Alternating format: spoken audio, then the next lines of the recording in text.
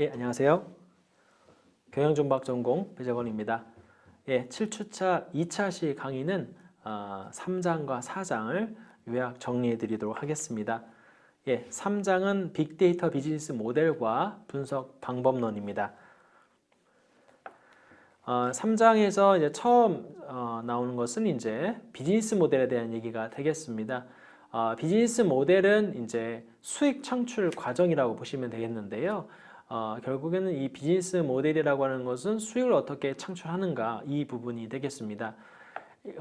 이 비즈니스 모델 관련해서는 이제 피터 웨일과 스테파니 워너 교수가 디지털 비즈니스 모델이라는 걸 개념을 이제 만들었습니다. 그래서 이 디지털 비즈니스 모델에 3요소가 있었죠. 콘텐츠와 고객 경험, 플랫폼 이 세 가지를 말하는 것들인데요. 이 세 가지를 활용을 해서 결국에는 수익을 창출하겠다 이 얘기가 되겠습니다. 이 컨텐츠는 이제 말 그대로 이제 어떤 제품이나 이런 것들을 주로 컨텐츠라고 얘기하는데 이 디지털화된 제품에서의 컨텐츠는 주로 이북이라든지 또는 뭐 사이버 머니라든지 사이버 포인트 뭐 이런 것들을 이제 말하기도 하거든요. 그래서 이제 컨텐츠가 이제 그런 의미인데 근데 이제 빅데이터에서 비즈니스 모델은 컨텐츠가 바로 데이터가 되겠습니다. 그래서 이 데이터라는 의미로 받아들이시면 될 것 같고요.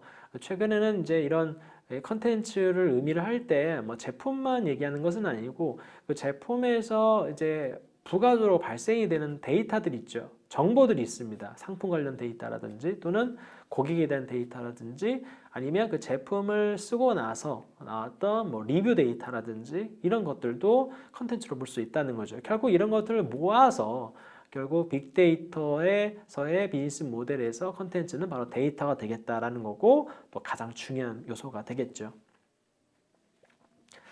예, 그 다음 두 번째가 플랫폼인데 이 플랫폼도 상당히 중요한 요소입니다.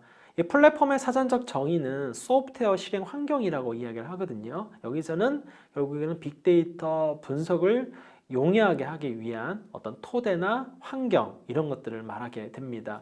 그래서 이 빅데이터 비즈니스 모델에서 플랫폼은 고객이 데이터를 이용하는 공간 그리고 그걸 통해서 분석을 해서 나올 수 있는 의사결정에 활용할 수 있는 그런 창구가 되겠죠. 이런 것을 플랫폼이라고 하고요. 최근에 빅데이터 분석 플랫폼 구축 이런 여러 가지 사례들이 많이 발표가 되고 있습니다.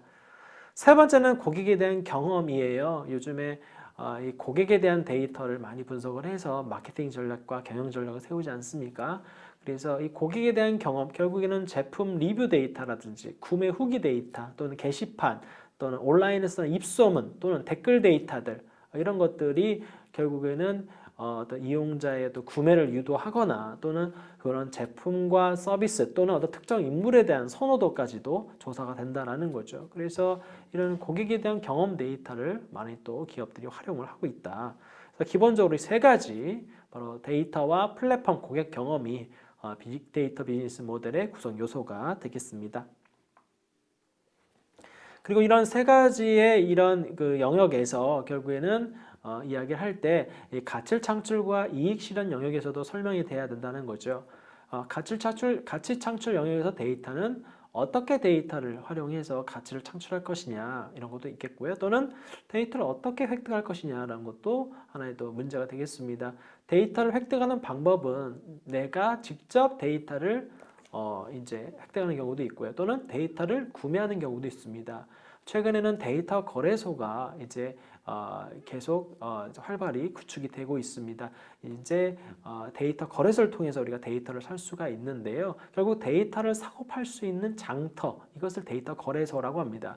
그 데이터 거래소를 통해서 데이터를 획득하는 방법도 하나의 또 방안이 되겠죠. 플랫폼, 그다음 플랫폼에서는 어떤 플랫폼의 형태로 가치를 제공할 것이냐, 그리고 고객 경험에서는 고객이 경험하는 가치는 무엇인가, 이것도 우리가 고려해 봐야 된다는 얘기가 되겠습니다. 이익 실현 영역이 되겠습니다. 데이터에 어떻게 과금할 것이냐, 즉 앞서 말씀드렸다시피 데이터 거래소에서 데이터를 사고 팔았습니다. 이럴 때 그 데이터에 대한 금액을 어떻게 측정할 거냐라는 거죠. 예를 들면 뭐 1TB당 얼마, 또는 1GB당 얼마 뭐 이런 것들을 이야기한다는 거죠. 이것을 가격 정책이라고 얘기하는데 이런 가격 정책에 대한 부분도 우리가 한번 신경 써야 된다는 거고요. 그 다음 플랫폼에서는 고객과의 어느 플랫폼에서 이익을 실현할 것이냐, 그리고 고객 경험에서는 어떤 고객 경험으로 이익을 실현할 것이냐 이런 것들도 우리가 고려해야 될 핵심 사항이 되겠습니다. 예, 3장에서 중요한 건 또 빅데이터 분석 프로젝트 개발 방법론이죠. 주 교재 77페이지에 나와 있습니다. 이 개발 방법론은 빅데이터 분석에서 가장 중요한 부분이라고 보시면 되겠습니다. 자, 빅데이터 분석 프로젝트 개발 방법론, 줄여서 그냥 빅데이터 방법론 이렇게도 얘기를 하는데요. 총 6단계로 구성이 되어 있습니다. 그리고 이 빅데이터 분석 방법론은 그냥 나온 게 아니고요. 과거에 다양한 방법론들이 사실 있었습니다. 소프트웨어 공학 분야에서 정보 전략 기획 ISP가 있었고, 또 비즈니스 인텔리전스 BI 방법론, 데이터 웨어하우스 구축 방법론, 소프트웨어 개발 방법론 이런 것들이 과거에 다 있었습니다. 그러니까 과거 여러 학문에서 방법론의 형태로 상당히 많이 있었는데 이것을 빅데이터 분야에 적용을 한 것이죠. 예, 이것을 빅데이터 분석 방법론이다라고 얘기하는 것들입니다. 이 빅데이터 분석 방법론은 총 6단계로 구성이 되어 있습니다. 첫 번째가 문제 정의 단계가 있었죠. 예, 문제 정의 단계에서는 첫 번째로 문제를 인식하는 겁니다. 문제 인식 또는 문제를 식별하는 게 되겠고요. 그 다음에 뭐 환경 분석을 한다든가 현황에 대한 분석을 한다든가 이런 것 하는 경우도 있고요. 또 가설을 설정하는 부분도 문제 정의 단계에 해당이 됩니다. 두 번째 단계는 데이터 준비 단계인데요. 데이터 준비 단계에서 제일 중요한 것은 데이터 전처리와 정제였습니다. 누누이 강조하는 부분이 되겠죠. 데이터 전처리와 정제가 제대로 이루어지지 않으면 왜곡된 결과가 나올 수밖에 없습니다. 즉 가비지 인, 가비지 아웃이라고 얘기하는데 결국 이 가비지 인 부분이 바로 데이터 전처리 부분이죠. 이 전처리와 정제가 잘 이루어지게 되면 그죠?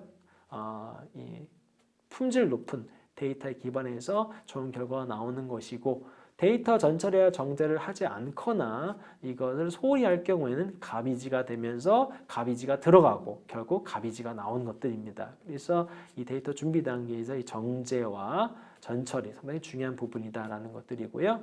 세 번째는 이제 모델을 직접 설계하는 단계입니다. 여기에서 핵심적인 사항은 독립 변수와 종속 변수를 설정하는 것이고요. 저희가 이제 중간고사 이후에 다양한 의사결정 문제를 풀어볼 건데요. 거기에서도 끊임없이 제가 질문하는 것은 독립 변수가 뭐냐라는 겁니다. 어떠한 방법으로, 어떠한 기준으로 독립 변수를 설정했는가 이겁니다. 자, 독립 변수의 수와 종류, 기준에 대해서 제가 끊임없이 질문을 드릴 겁니다. 결국에는 모델 설계 단계에서는 이 독립 변수를 설정하는 게 이게 핵심적인 게 되겠고요. 그리고 이 독립 변수를 설정하는 것은 정답이 없습니다. 결국 빅데이터 분석은 정답이 있는 게 아닙니다. 어떻게 빅데이터 분석을 통해서 나온 예측 성과, 이런 성과 지표를 끌어올리느냐, 결국 끌어올릴 수 있는 그런 기준과 모형을 만드는 것이 이 빅데이터 분석의 제일 중요한 부분이 되겠습니다. 그 다음 모형화 기법을 선택하는 겁니다. 어떤 모형을 할 것이냐, 앞서 얘기했던 뭐 통계 기법을 할 것인지 아니면 뭐 기계학습이라든지 또는 딥러닝 기법을 활용할 것인지 이런 것들, 모델과 관련된 선택 부분이 여기 해당이 되겠습니다. 실제로 모델을 구현하는 단계가 되겠습니다. 향후에 저희가 데이터를 가지고 실제로 데이터 구성해서 모형 구축하는 방법을 보여드릴 건데요. 이 모델을 구현하는 단계, 이 단계가 되겠고 실제로 연구 모형이 산출물로 나오게 됩니다.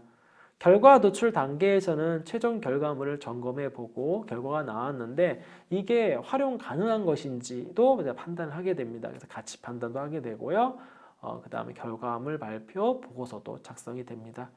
마지막 서비스 구현 단계에서는 실제로 이 빅데이터 모델을 활용하고자 하는 고객에게 납품하는 단계라고 보시면 되겠습니다. 프로젝트 최종 산출물을 배포를 하고요. 때에 따라서는 모니터링을 통해서 유지 계획도 하기도 합니다. 예, 그래서 이 5단계, 6단계 꼭 여러분들 정리를 하시고요. 예. 3.3입니다. 3.3은 81페이지에 나와 있습니다.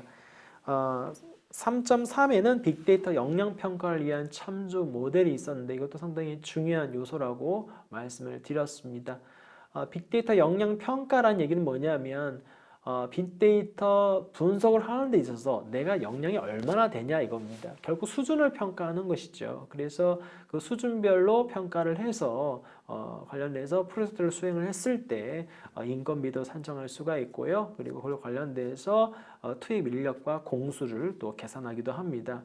이 빅데이터 역량평가 참조 모델도 마찬가지입니다.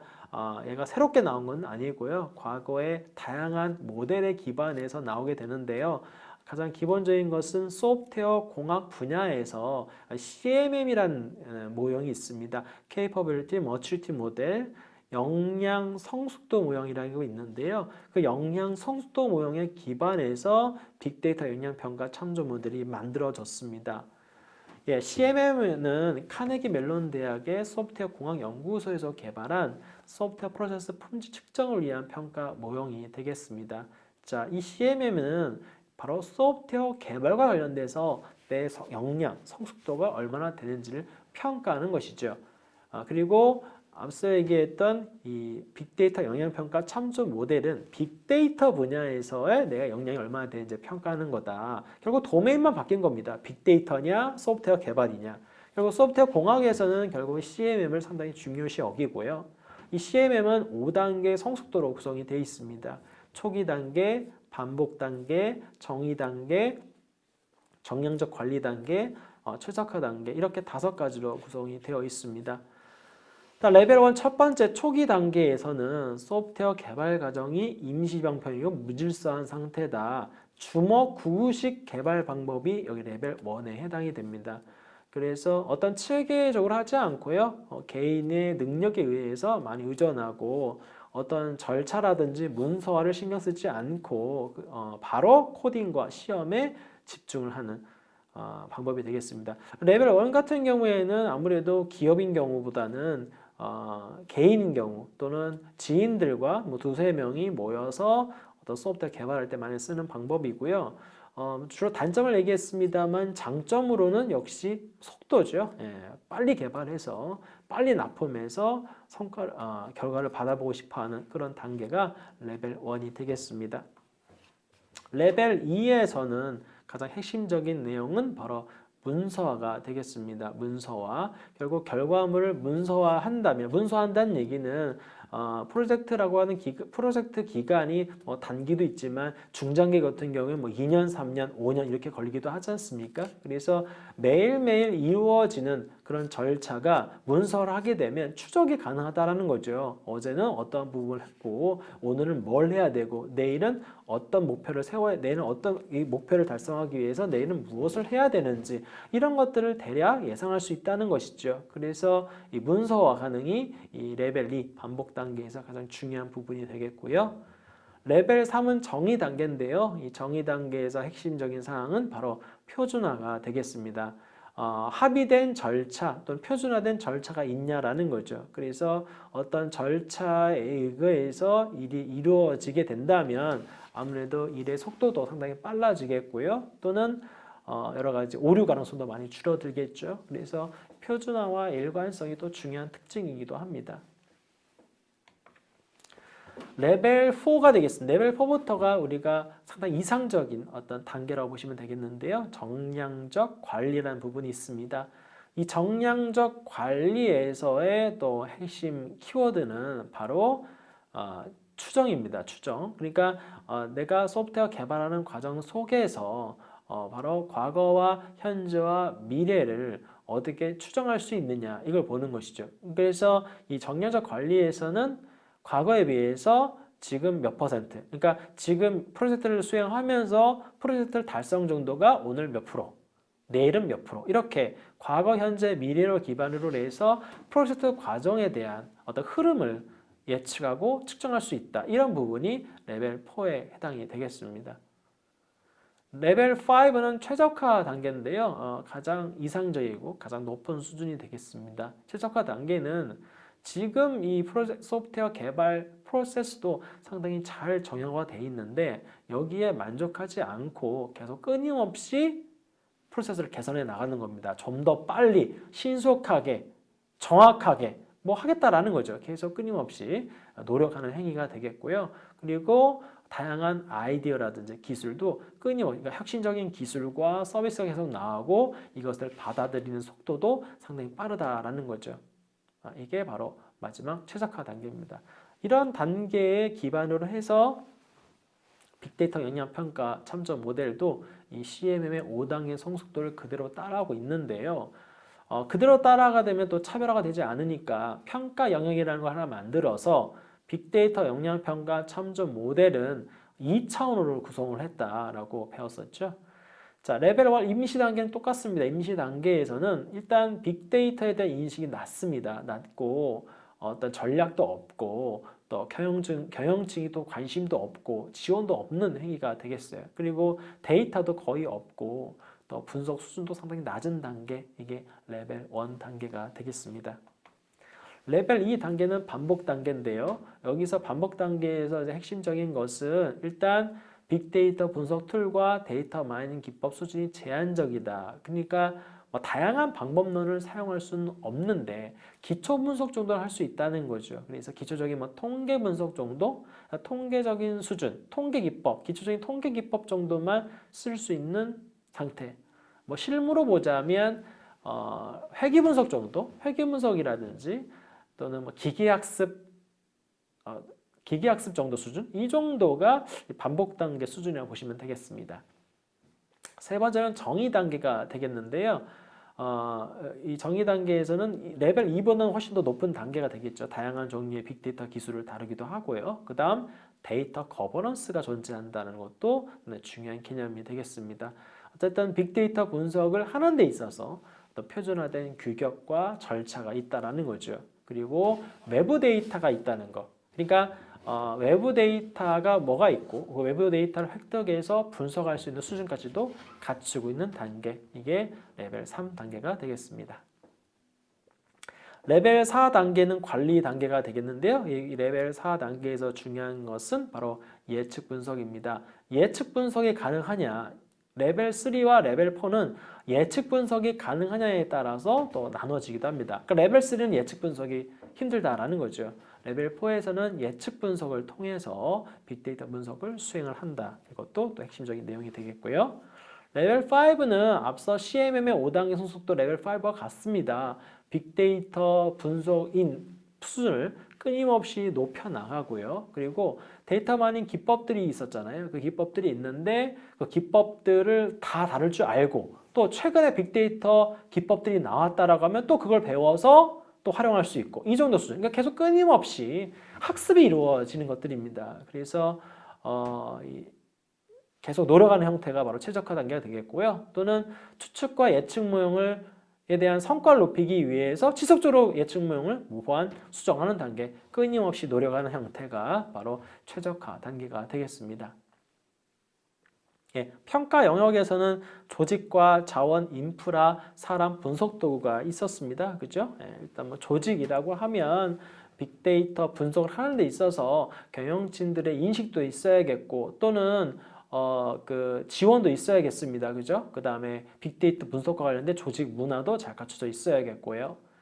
자원 영역에서는 빅데이터 분석을 하는 데 있어서는 당연히 하드웨어와 소프트웨어가 필요하겠죠. 그래서 그런 하드웨어와 소프트웨어 분야, 이런 부분에 대한 얘기도 있고요. 또 데이터에 대한 데이터를 보유하고 있는가, 그리고 그 가지고 있는 데이터의 품질은 어느 정도 있는가, 이런 측면들, 이런 것들을 지원할 수 있는가가 바로 자원 영역이 되겠습니다. 세 번째는 인프라스트럭처 영역에서 하드웨어, 소프트웨어를 갖추고 있는 이런 수준이 얼마나 되는지, 그리고 내가 빅데이터 분석 수준이 있는데 그거에 대한 영향을 얼마나 되는지, 이게 인프라스트럭처 영역인데요. 2번과 3번은 조금 헷갈릴 수가 있는데 일단 2번은 자원이니까 데이터에 초점을 맞춰서 보시면 되겠습니다. 데이터를 얼마나 보유하고 있고 신뢰성 있는 데이터를 확보하고 있는지, 타당성 있는 데이터를 확보하고 있는지, 그리고 그런 데이터를 분석하기 위해서 IT 인프라는 지원이 되는지를 보시면 될 것 같고요. 3번의 인프라스트럭처 영역은 하드웨어와 소프트웨어의 수준을 보는 거예요. 수준을 봐서 이게 어느 정도 수준 레벨이 되는지. 그러니까 결국에는 이 하드웨어 중에서 컴퓨터 성능이라든지 서버의 성능이라든지 이런 것들에 대한 성능들이 제대로 잘 되어 있는지 되겠고요. 덧붙여서 자원 영역에서는 보안을 다루지 않습니다. 하지만 인프라스트럭처 영역에서는 당연히 보안 문제가 또 대두가 되거든요. 그래서 보안 정책이라든지 보안 전략 이런 부분들도 갖추고 있는지 이렇게 보시면 2번과 3번을 쉽게 또 구별할 수 있겠죠. 4번은 구성원 영역이 되겠습니다. 구성원, 사람이잖아요. 사람이니까 빅데이터를 분석하는 것도 사람이고, 그죠? 쓰는 사람도 사람입니다. 그래서 사람이니까 중요한 것은 뭐겠습니까? 바로 커뮤니케이션이겠죠. 그래서 수행 능력, 뭐 이런 커뮤니케이션 능력이라든지 그리고 구성원들 간에 어떻게 의사소통을 하는지 이런 방법, 절차 등도 여기 해당이 되겠습니다. 5번 애널리틱스인데요. 5번은 바로 도구에 대한 얘기입니다. 분석 도구가 얼마나 잘 갖춰져 있고 또 그 분석 도구를 얼마나 잘 활용하는가라는 거죠. 그리고 그 분석 도구에서 보유하고 있는 라이브러리라고 하는데요. 그 라이브러리에 있는 다양한 분석 기법들을 다 활용할 수 있는가 뭐 이런 부분도 애널리틱스 부분에 해당이 되겠죠. 네, 그렇게 해서 빅데이터 영향평가 참조 모델은 기본적으로 소프트웨어 공학 분야의 CMM 모델에 근거하고 있고요. 그거와 더 차별화된 점은 이렇게 2차원으로 구성을 해서 활용하고 있다. 이렇게 이해하시면 되겠습니다. 예, 3.4 보겠습니다. 3.4는 빅데이터 기반의 예측 분석 모델이 되겠습니다. 앞서 제가 누누이 말씀드렸는데요. 우리 빅데이터 분석하는 데 있어서 가장 이제 요즘 많이 하는 것이 바로 예측과 추측, 최적화라고 말씀드렸고요. 특히나 예측 분석 쪽에 좀 많이 이제 기업들이 많이 활용을 하고 있는데요.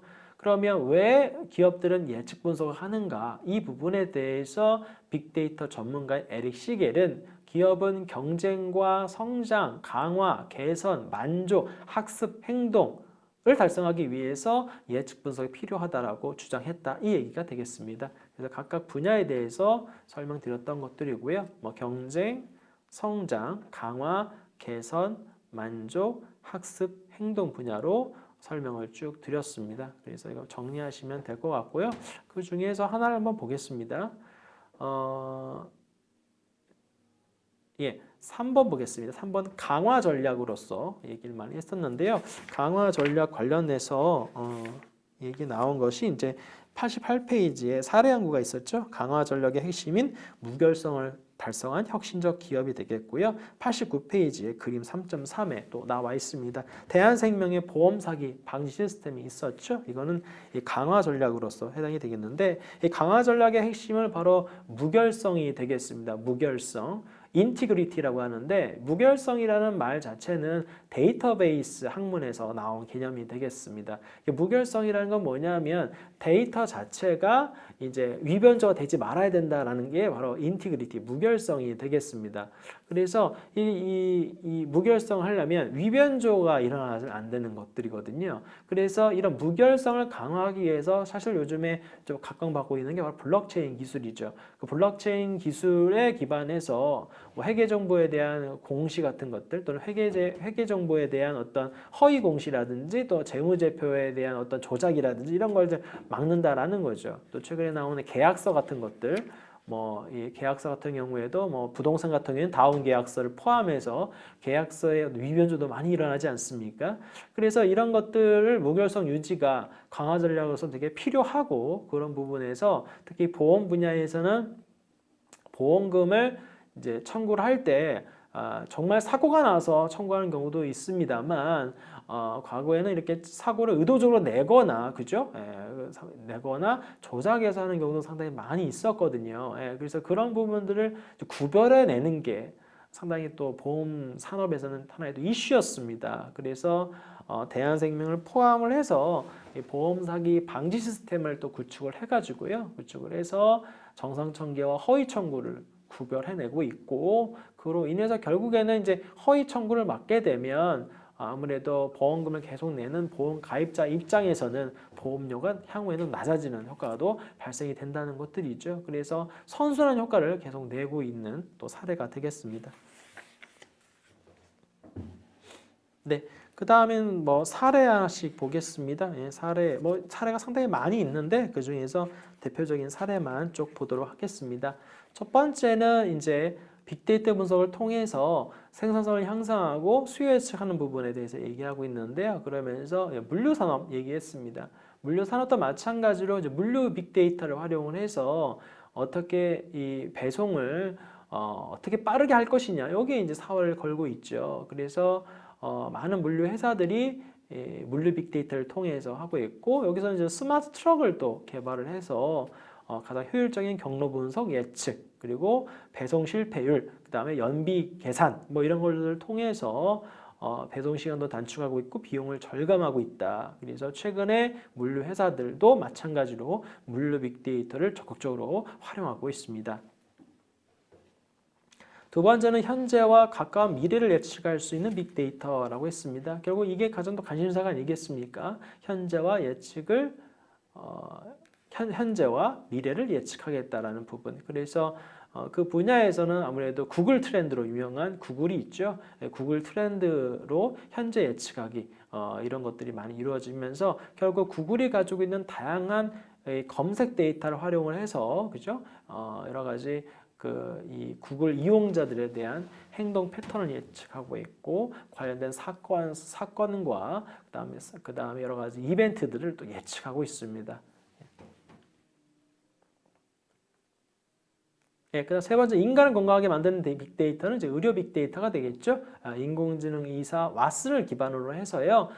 의료 빅데이터를 활용해서 현재 지금 암 환자의 어떤 그 처방을 진단을 내리고 있고요. 향후에는 이 정상적인 환자를 기반으로 해서 예상 수명과 그 다음에 이 질병에 걸릴 확률까지 예측을 해서 미리 대응 전략을 내세우고 있습니다. 그래서 이 의료 컨설팅 분야도 상당히 많이 이제 활성화가 될 것이고요. 거기 중심에는 바로 의료 빅데이터가 있습니다. 그다음에 공공기관에서도 공공 빅데이터 많이 활용하고 있는데요. 가장 많은 성공적인 사례로서 얘기하는 것들이 바로 서울시가 했던 심야버스 노선 수립을 위해서 공공 빅데이터를 활용한 것입니다. 그러니까 버스 노선을 수립을 할 때 그냥 자기네들이 어떤 그 데이터 기반한 것이 아니라 그냥 어떤 그런 행정구역상에 따라서 버스 노선을 수립하는 게 아니고 실제로 이용자들에 대한 어떤 패턴을 분석을 해서 전화하는 패턴이라든지 또는 귀가하는 행동 패턴이라든지 이런 걸 분석을 해서 이 시내버스 노선 수립을 통해서 시민들의 어떤 만족도를 끌어올리고 있다. 이런 측면도 상당히 또 공공 서비스 증진 측면에서 상당히 또 바람직한 방법이 되겠습니다. 그래서 서울시뿐만 아니라요. 요즘 지자체에서도 공공 빅데이터 활용해서 많이 전략을 세우고 있고요. 특히 뭐 대구시 같은 경우에는 이제 지역 이제 시장, 대구시 안에 있는 전통 시장 상권 분석하기도 하고 또 대구에 많은 여러 가지 페스티벌들이 있죠. 그런 페스티벌에 대한 또 이제 관광객들에 대한 행태 분석까지 통해서 다양한 또 전략을 또 세우고 있습니다. 여기까지가 이제 3장이 되겠고요. 3장에서 아무래도 핵심적인 사항은 아무래도 이제 방법론적인 측면과 참조 모델 이 부분들이 되겠습니다. 여기 정리하시고 핵심 용어와 연습 문제 풀어오시면 되겠습니다. 그리고 책을 보시면 3.6에 빅데이터 분석을 이용한 브랜드 평판 지수 모형이 있는데 이것은 한 기업에 대한 브랜드 평판에 대한 활용 사례를 소개한 것이기 때문에 중간고사 범위에서는 삭제를 했고요. 100페이지 대학에서의 통합정보 시스템 기반 빅데이터 분석은 우리 계명대학교 내에서의 어떤 빅데이터 분석 사례를 제가 수행한 내용들을 정리한 것입니다. 3.7도 넘어가시면 되겠습니다. 다음 이제 4장 가겠습니다. 4장은 이제 본격적으로 4장부터는 금융 빅데이터 이론, 즉 도메인 지식 이론들이 되겠습니다. 그래서 이 4장 부분도 조금 더 내용이 어렵고 또 다뤄야 할 내용이 상당히 많이 있습니다. 4장은 금융산업의 빅데이터 활용이 되겠고요. 그래서 금융산업을 소개하고 있습니다. 그리고 그 금융산업을 얘기하면서 바로 핀테크를 언급하고 있죠. 핀테크에 대한 이해, 정의 꼭 알아두시고요. 그래서 결국 이제 핀테크 2.0 시대로 넘어가고 있다. 거기에서 핀테크 2.0의 산출물로서 인터넷 전문은행, 크라우드 펀딩, P2P 대출 이런 것들 많이 얘기하고 있다는 것이죠. 그래서 이런 부분들에 대한 내용도 한번 보시고요. 예, 그 다음에 뭐 글로벌 핀테크 업체 서비스 실행 현황이 되겠는데 뭐 핀테크 업체의 서비스 실행 현황까지 공부하실 필요는 없습니다. 이런 기업들이 있고 지금 이러한 사업을 하고 있다, 수행하고 있는 정도만 알아두시면 되겠습니다. 예, 사례 연구는 좀 보실 필요가 있는데요. 사례 연구에서는 바로 핀테크 시장에 대한 활성화하기 위해서는 어떠한 제도적이고 기술적인 또는 정책적인 어떤 요소가 필요한지에 대해서 전문가 인터뷰를 실시를 했고 거기에서 나온 결과물을 요약을 한 것입니다. 그래서 첫 번째 얘기는 이제 핀테크 전문가들에게 이제 물어본 첫 번째 중요한 부분은 바로 규제였죠. 최근에도 규제해야 되는 내용이 많습니다. 자, 우리나라 규제가 상당히 많은 나라이기도 한데요. 규제 완화를 통해서 관련된 법 제정의 필요성을 주장하고 있는 것들이 있죠. 특히나 핀테크 선도 국가들 같은 경우에는 바로 규제를 하는 데 있어서 바로 포지티브 방식이 아닌 네거티브 방식 규제로 계속 전환이 되고 있습니다. 그래서 하지 말라고 하는 것들을 계속 열거해서 하지마 이것이 아니라 일단 자유롭게 허용하도록 하고 나중에 문제가 되면 그 이후에 보고하는 형태, 네거티브 방식의 규제가 상당히 필요하다라는 점.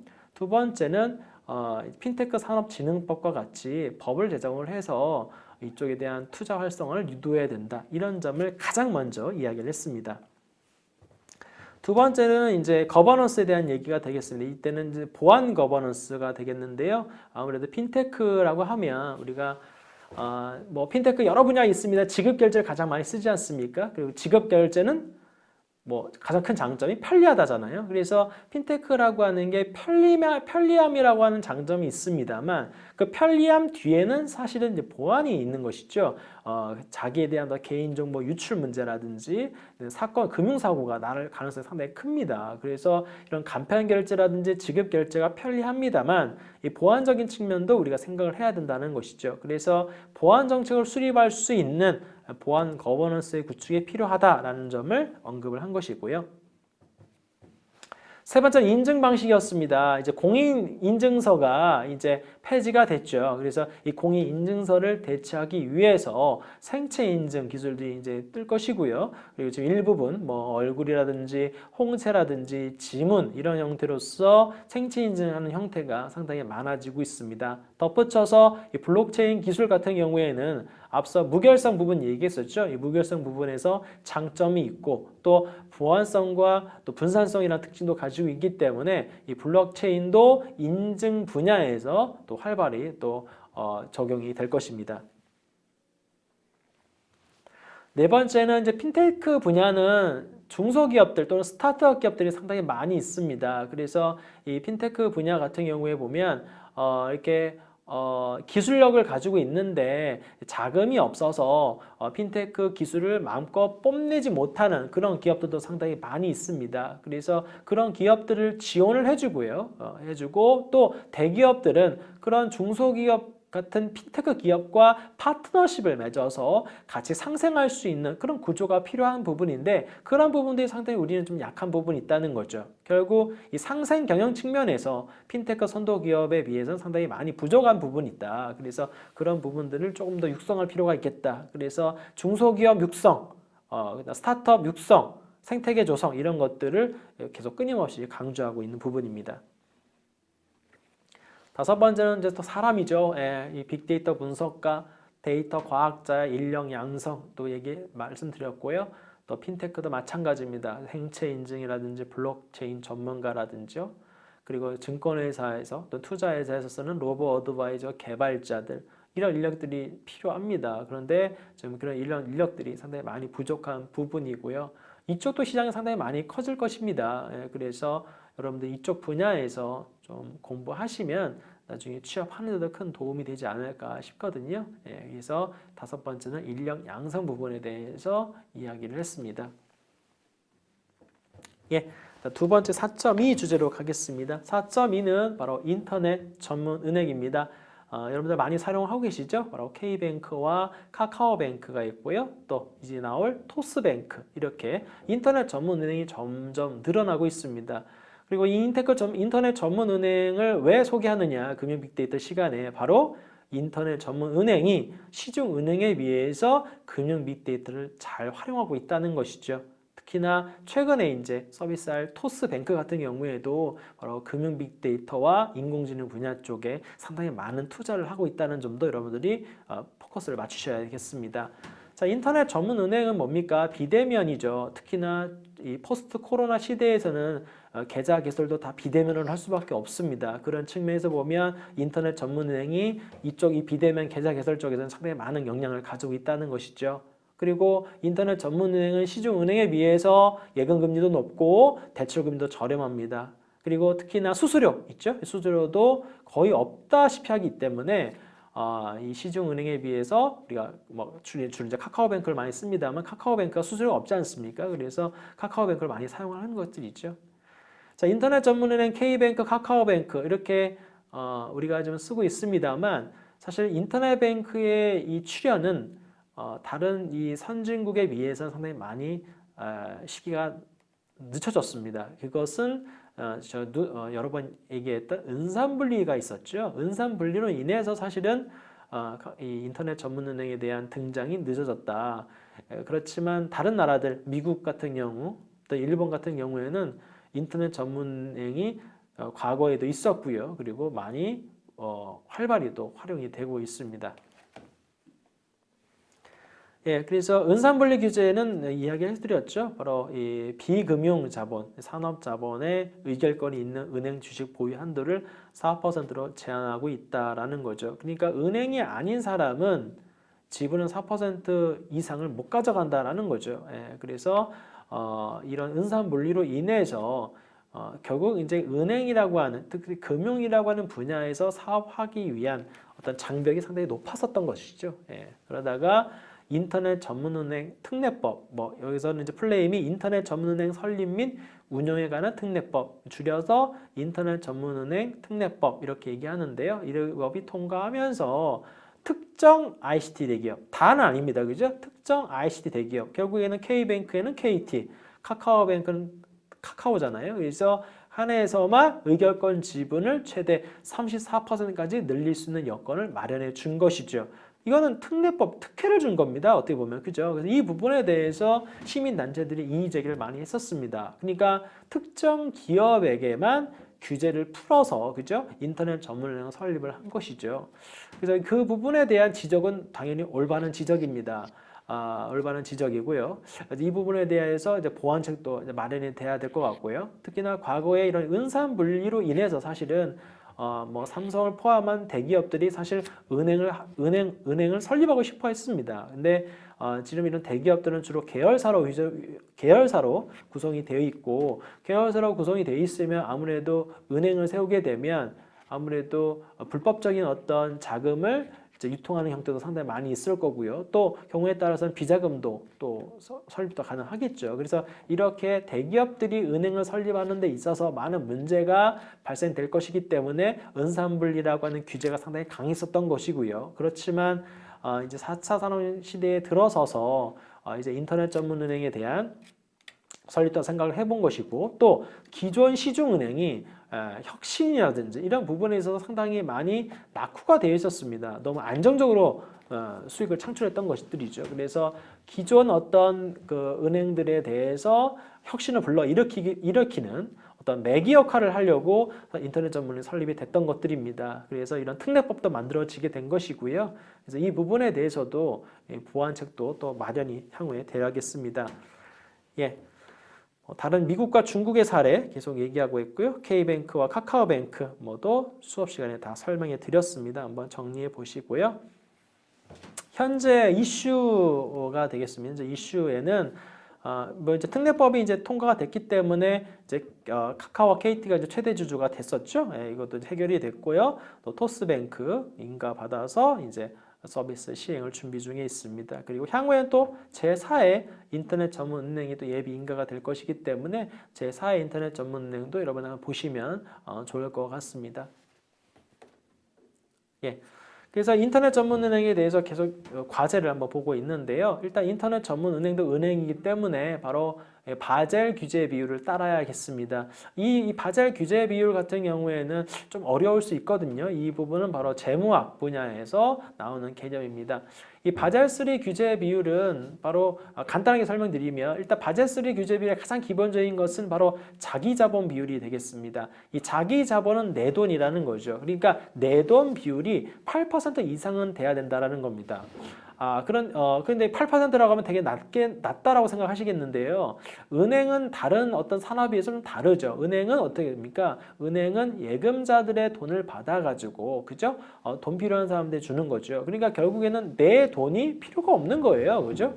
그렇지만, 이 자기 자본을 8%, 왜 내 돈을 8% 비율을 왜 유지를 해야 되냐면, 아무래도 나중에 뭐 금융 위기가 터졌을 때라든지, 또는 기업이나 개인이 돈을 못 갚는 형태도 있다는 거죠. 경제 위기로 인해서. 이럴 경우에는 아무래도 이 은행 입장에서도 상당히 어려울 수 있기 때문에 이 자기자본 비율을 신경을 쓰는 것들이죠. 그래서 바젤 3 규제 비율은 이 자기자본 규제 비율을 8% 이상 유지해야 된다라는 겁니다. 그리고 인터넷 전문에도 마찬가지라는 거죠. 그래서 이것을 우리가 건전성이라고 하는데요. 이 건전성을 유지하는 방안에 대한 얘기를 하는 겁니다. 바젤 3가 규제 비율이 자본도 있고 자산도 있고 유동성도 있고 상당히 많이 있습니다. 상당히 내용도 많고 복잡하긴 한데 일단 자기 자본 비율만 알아두시고요. 규제 비율 8% 이상 유지해야 된다. 결국 이 얘기는 내 돈이 8% 이상은 유지해야 된다라는 거죠. 결국 이것은 과거에 있었던 IMF 위기와 글로벌 금융 위기 때 그때 은행들에 대한 건전성들이 많이 악화가 되기 때문에 그거에 대비해서 계속 이것을 모니터링하고 있는 것들입니다. 두 번째는 이제 연체율인데요. 인터넷 전문은행을 이제 사용하는 사람들이 이제 대출을 받아서 이제 갚아야 되는데 사람들이 이제 연체율이 계속 높아지고 있습니다. 지금 이 문제가 이게 무슨 얘기냐면 시중은행 뭐 KB라든지 신한이라든지 대구은행에서 대출을 받으면 이것을 이제 갚으려고 하는 반드시 갚아야 되겠다고 하는 유인이 막 생길 텐데 인터넷 전문은행은 그게 아니다고 생각이 되나 봐요. 그러니까 비대면으로 계좌 개설을 하게 되고 쉽게 또 돈도 쉽게 또 대출 받을 수도 있고 직장인들 같은 경우에는 바로 뭐 5분 안에 대출이 가능하거든요. 뭐 이러다 보니까 자꾸 이 돈을 연체를 한다는 거죠. 시중은행이 아니라고 생각하니까 1금융권이 아니라고 생각하는 거죠. 그래서 그러다 보니까 연체율이 계속 지금 상승하고 있거든요. 연체율이 상승하게 되면 결국 어떻게 되겠습니까? 앞서 얘기했던 이 건전성에 큰 문제가 발생한다는 것이죠. 그래서 이런 연체율을 어떻게 관리할 것이냐 이런 부분도 또 해당이 되겠고 또 지금 보면 인터넷 전문은행들이 마케팅 비용도 쏟아붓고 있고 또 수수료도 거의 없다 보니까 수수 수익이 없다 보니까 계속 적자가 나고 있습니다. 그래서 적자 부분도 해결해야 될 과제가 되겠습니다. 예. 두 번째는 이제 수익 구조와 비즈니스 모델이 되겠는데요.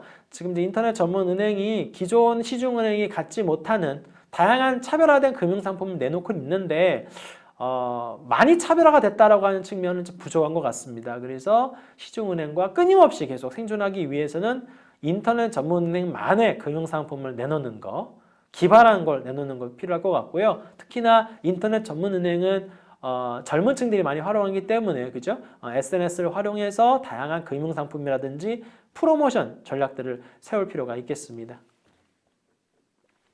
세 번째는 이게 되겠죠. 국내 시중은행과 비교해서 인터넷 전문은행의 가장 큰 강점은 뭐냐? 바로 빅데이터 분석입니다.